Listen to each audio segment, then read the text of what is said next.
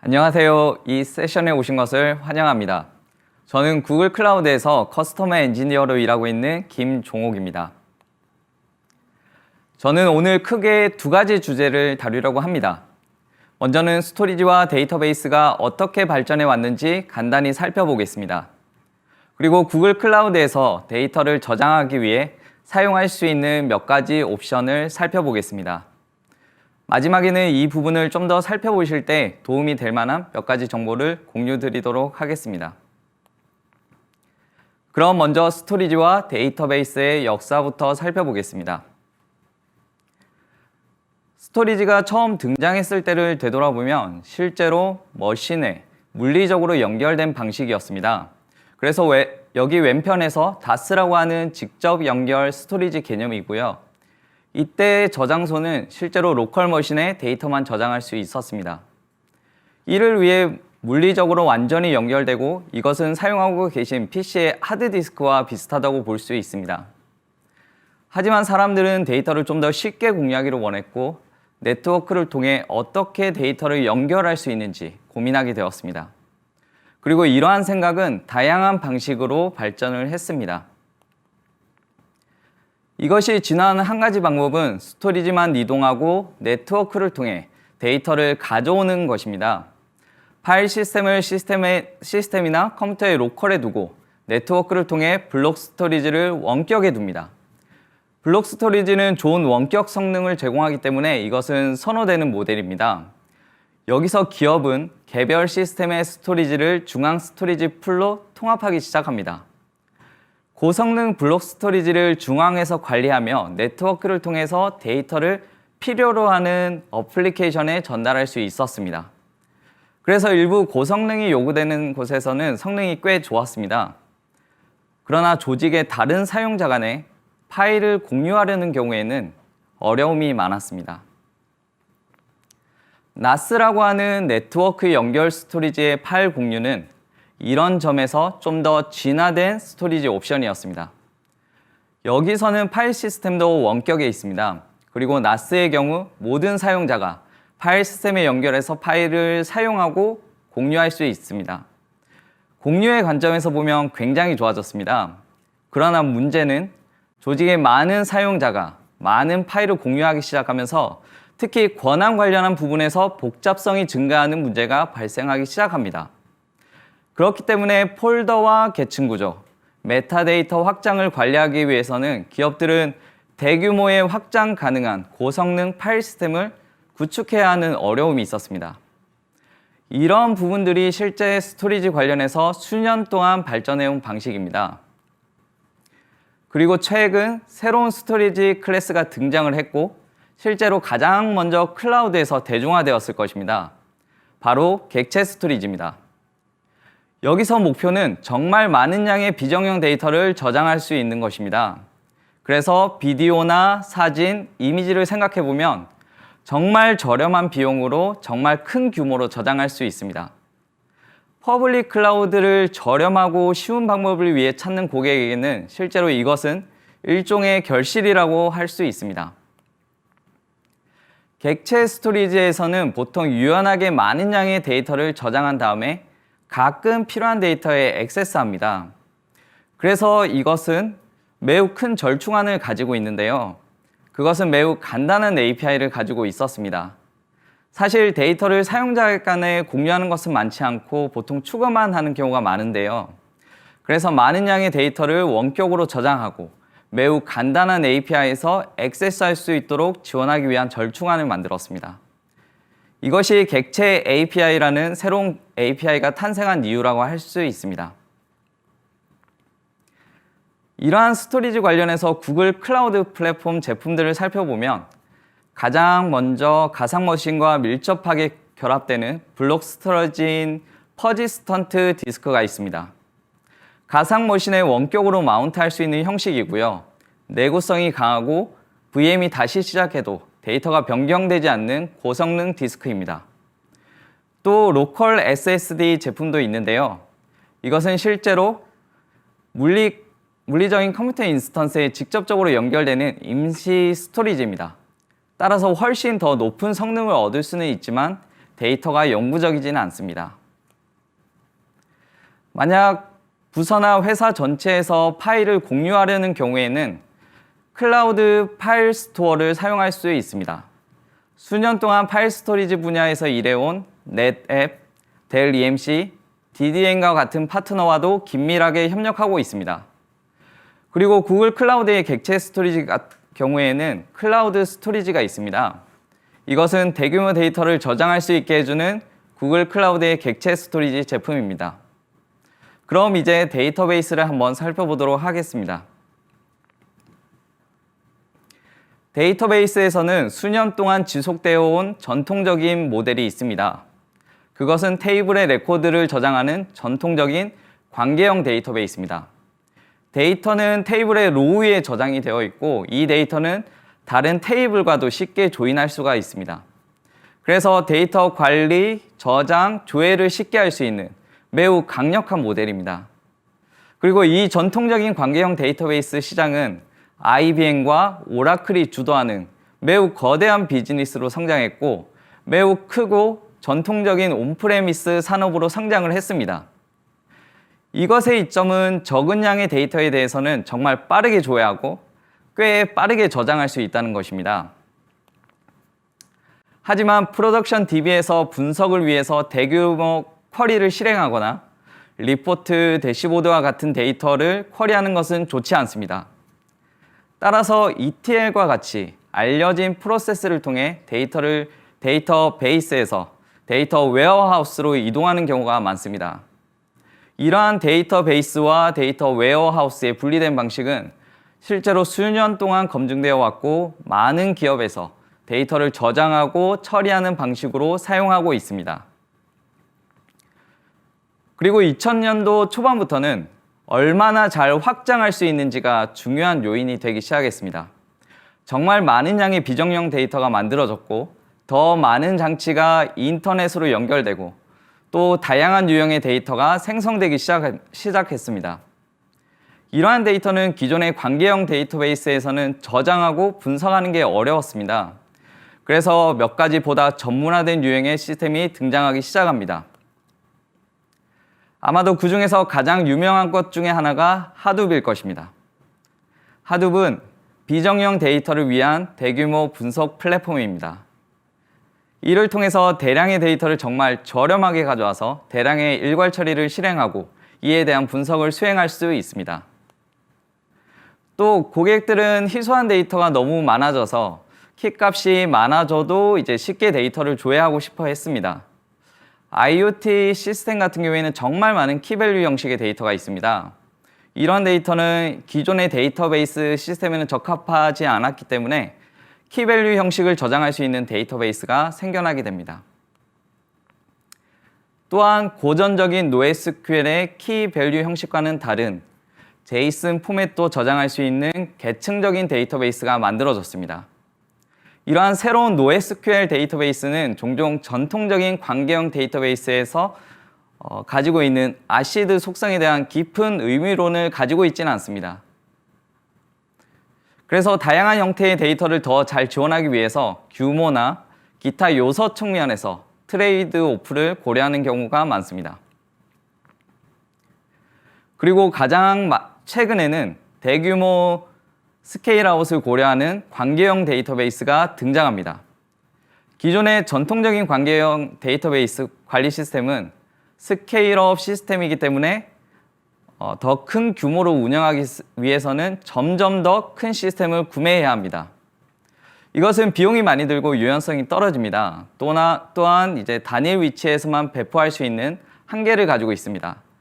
따라서 최근에는 글로벌 규모로 트랜잭션을 저장하고 대규모 트랜잭션 데이터베이스를 관리할 수 있는 새로운 클래스가 등장하게 되었습니다. 이 포트폴리오 전체에서 사용할 수 있는 구글 클라우드 제품을 살펴보면 전통적인 데이터베이스 형태인 MySQL, Postgres, SQL 서버를 운영할 수 있는 클라우드 SQL이 있습니다. 그리고 빅쿼리는 데이터 웨어하우스 제품입니다. 데이터 레이크에서는 컴퓨팅 관리를 위한 데이터 프로그램을 제공하고 있고요. 클라우드 스토리지에는 비정형 데이터를 저장할 수가 있습니다.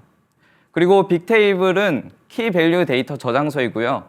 계층적 데이터에서는 파이어스토어를 제공하고 있습니다. 마지막으로 클라우드 스패너는 대규모 글로벌 트랜잭션 처리하기 위한 데이터베이스입니다. 이제 GCP에서 사용할 수 있는 몇 가지 옵션에 대해서 집중적으로 살펴보겠습니다. 먼저 구글 클라우드 스토리지입니다. 이것은 대규모 오브젝트 스토리지고요. 고객은 일반적으로 3가지 다른 용도로 이것을 사용합니다. 먼저는 컨텐츠를 저장하고 전송하기 위해서 사용합니다. 예를 들어서 스포티파이와 같은 고객은 미디어 컨텐츠를 저장하고 제공하는 데 이것을 사용합니다. 그리고 백업, 아카이브, DR을 위해서도 매우 일반적으로 사용하는 사례입니다. 구글 클라우드에서는 전 세계적으로 데이터를 엣지 캐시하여 업로드를 가속화하고 있습니다. 최대한 오랫동안 네트워크에서 데이터를 보관하기 때문에 데이터 변경 사항을 다른 리전에서 빠르게 확인할 수 있습니다. 이런 기능은 실제로 구글 클라우드 스패너와 같이 트랜잭션 처리가 중요한 데이터베이스에서도 사용하고 있습니다. 그래서 누군가가 데이터를 저장할 때 이 데이터를 다른 모든 사람들이 동일한 데이터를 볼 수 있는 것이 구글 클라우드의 큰 이점 중에 하나입니다. 이것은 DR을 구성할 때도 다른 리전의 데이터를 즉시 복구할 수 있기 때문에 장애가 없었던 것처럼 서비스를 계속 운영할 수 있습니다. 그리고 마지막 사용 사례는 빅데이터 및 분석 ML입니다. 정말 많은 양의 비정형 데이터 처리를 위해서 데이터를 저렴하게 저장하고 싶다면 구글 클라우드 스토리지는 매우 적합합니다. 온프레미스 클러스터에 비해서 TCO를 최적화할 수 있고요. 또 하나 강조드리고 싶은 것은 다양한 스토리지 클래스를 제공하고 있어서 목적에 따라 사용할 수 있습니다. 이때 모든 클래스에서 동일한 API와 동일한 액세스 속도를 제공합니다. 그렇기 때문에 아카이브한 데이터를 다시 스탠다드 클래스로 변경을 해도 추가적인 작업이나 전환을 위한 시간이 불필요합니다. 다음은 블록 스토리지인 퍼지스턴트 디스크입니다. 여기서는 디스크를 VM에 연결해서 모든 범위의 애플리케이션을 실행할 수 있습니다. 전통적인 3티어 어플리케이션이나 고급 데이터베이스 어플리케이션, 심지어 빅데이터 어플리케이션에서도 성능을 위해서 이것을 사용하기도 합니다. 퍼지스턴트 디스크는 표준 계층과 고성능 계층의 2가지 계층을 갖고 있었습니다. 그리고 지난 1년 동안 이들의 성능은 꾸준히 개선되었습니다. 예를 들어서 SSD의 경우에는 IOPS를 6만에서 10만으로 개선을 했고요. 그리고 이번 넥스트에서 SSD에 대한 몇 가지 새로운 계층을 발표했습니다. 고객으로부터 받은 피드백을 반영하여 표준 계층과 고성능 계층의 중간에 위치해 있는 균형 있는 등급을 발표했고요. 그리고 최근 높은 성능을 원하는 고객을 위해서 12만 IOPS를 지원하는 익스트림 티어도 발표했습니다. 그리고 파일 스토어는 전통적인 방식의 파일 공유를 원하는 기업을 위한 것입니다. 일반적인 사용 사례는 조직 전체에서 파일을 공유하려는 경우입니다. 이번에 출시한 엔터프라이즈 등급의 경우에는 수백 테라바이트를 사용할 수 있고요. 수십 기가바이트의 처리량, 수십만 IOPS를 경험하실 수 있습니다.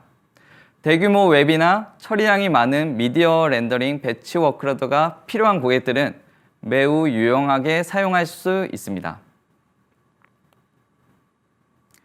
그리고 마지막으로 데이터 전송에 대한 부분입니다. 많은 고객들이 클라우드로 데이터를 옮기는 것에 대한 어려움을 가지고 있습니다. 저희는 이를 위해서 2가지 다른 제품을 가지고 있는데요. 첫 번째로는 트랜스퍼 어플라이언스입니다. 이것은 구글 클라우드에서 주문할 수 있는 물리적인 어플라이언스입니다. 데이터 센터에 렉을 설치하고 연결한 다음에 데이터와 함께 직접 로드할 수 있습니다. 또한 네트워크를 통해 데이터를 보낼 필요 없이 이 단일 어플라이언스에서 최대 페타바이트의 데이터를 이동할 수 있습니다. 그리고 2번째로 네트워크를 통해 데이터를 옮기는 트랜스퍼 서비스도 있습니다. 데이터를 구글 클라우드에서 클라우드 간에 이동할 수 있고요. 온프레미스에서 클라우드로 이동할 수 있습니다. 그리고 구글 클라우드에는 많은 제품도 있지만 여러 유즈 케이스에서 함께 작업하는 정말 훌륭한 파트너들이 많이 있습니다.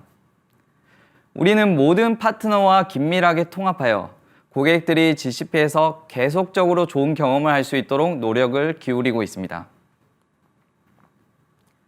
마지막으로 스토리지 관련해서 몇 가지 참조할 수 있는 부분을 공유드리겠습니다.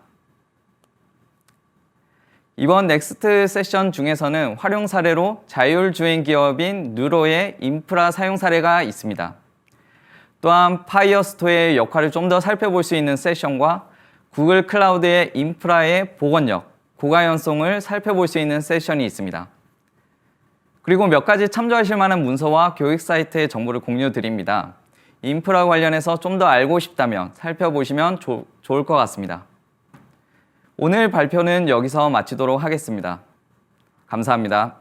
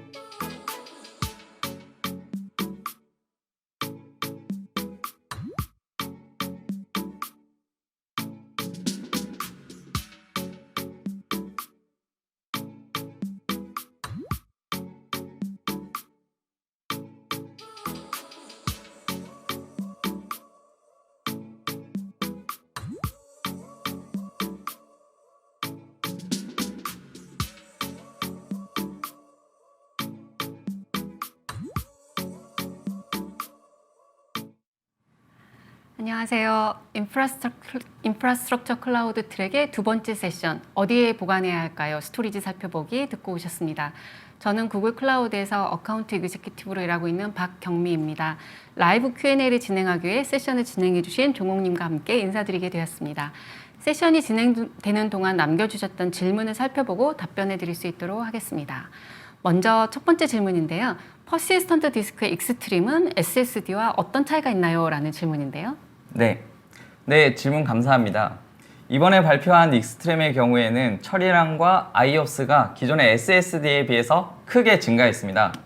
그렇기 때문에 익스트림은 SAP 하나와 같은 고급 데이터베이스 워크로드용으로도 사용할 수 있습니다. 네, 답변 감사합니다. 다음 질문인데요. 파일 스토리지의 엔터프라이즈 등급은 현재 한국에서도 사용이 가능한가요? 라는 질문을 주셨습니다. 네, 얼마 전에 출시한 엔터프라이즈 등급의 경우에는 아직 GA 되지는 않았지만 한국에서도 프리뷰 상태로 사용해 보일 수가 있습니다. 이번에 출시한 엔터프라이즈 등급의 경우에는 수백 테라바이트를 사용할 수 있고요. 그리고 수십 기가바이트의 처리량, 그리고 수십만 IOPS를 경험할 수 있는 제품입니다.